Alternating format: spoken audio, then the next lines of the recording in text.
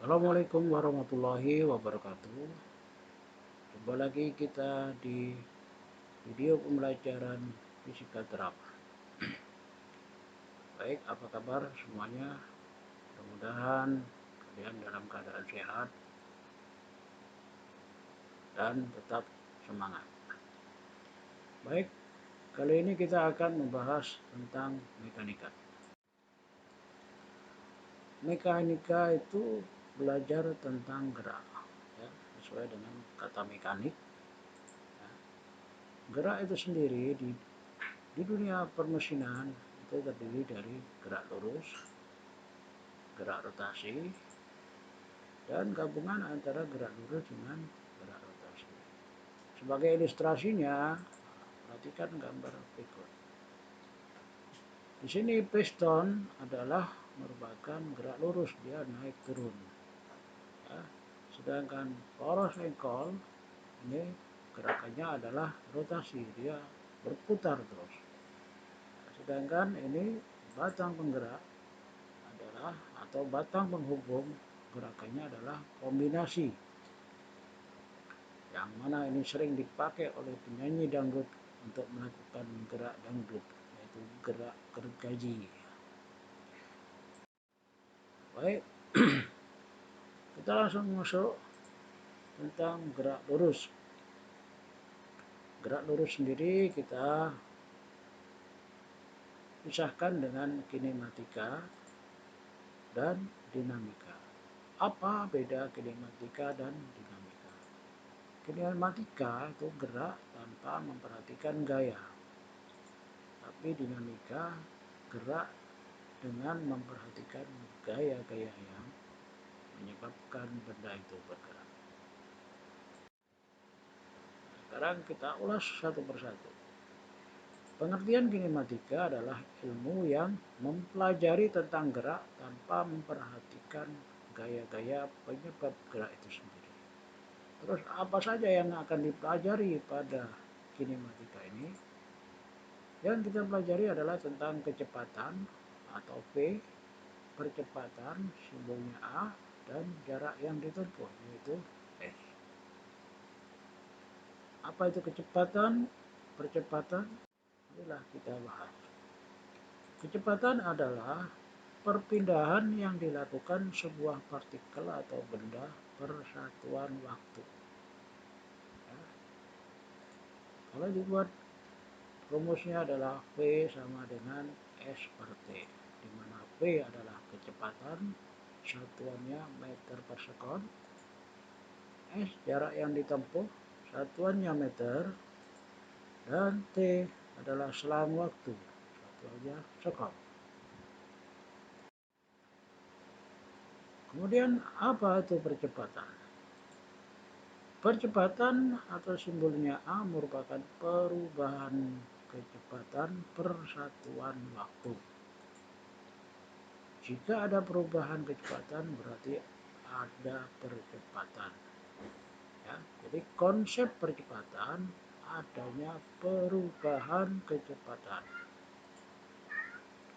Maka kalau dibuat rumusnya adalah A sama dengan delta V per delta T. Delta V itu adalah perubahan kecepatan, delta T adalah selang waktu dari.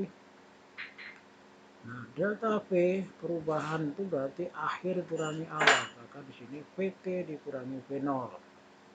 VT kecepatan akhir, V0 adalah kecepatan awal, berarti selang waktunya adalah T, yaitu selang waktu dari V0 menjadi VT.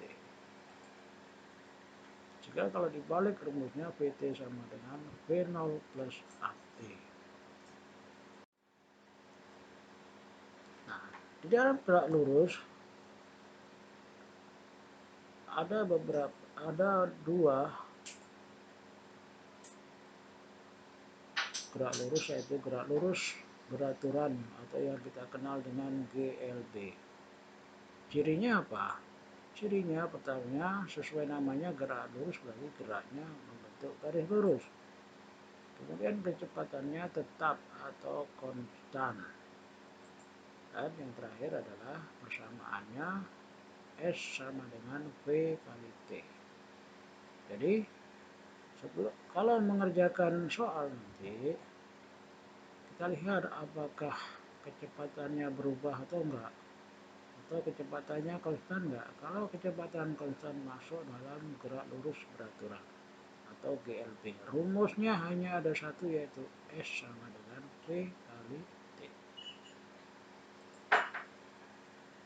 Contoh, sebuah benda bergerak lurus menempuh jarak 900 mm dalam waktu 0,2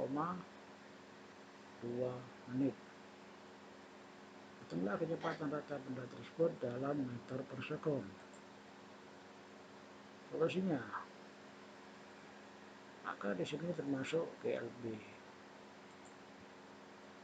Ya, jaraknya, maaf, ini adalah 900 mm. Berarti dijadikan meter menjadi 0,9 meter. Oke, ini kita anggap saja 900 meter. Waktunya adalah 0,2 menit dijadikan sekon, berarti kalikan 60, berarti sama dengan 12 sekon. Sehingga V sama dengan S per T, maka 900 dibagi 12 sama dengan 75 meter per sekon.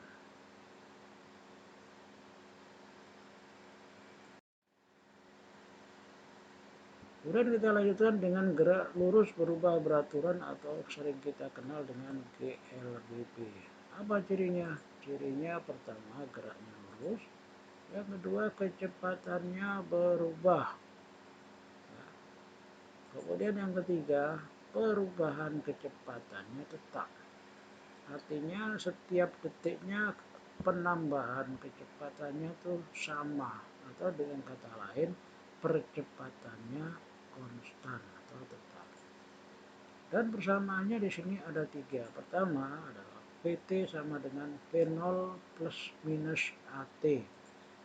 Yang kedua S sama dengan V0T plus minus setengah At kuadrat. Yang ketiga adalah Vt kuadrat sama dengan V0 kuadrat plus minus 2AS. Di sini plus minus artinya kita menggunakan plus apabila benda yang bergerak tersebut mengalami percepatan. Nah, kita gunakan minus apabila mengalami perlambatan. Jadi, kita dari persoalan yang ada, kita harus tahu dulu itu dipercepat atau diperlambat. Cirinya kalau dipercepat, kecepatannya nambah. Dari V0 menjadi Vt, berarti Vt lebih besar daripada V0. Tapi kalau perlambatan, berarti Vt-nya lebih kecil daripada V0.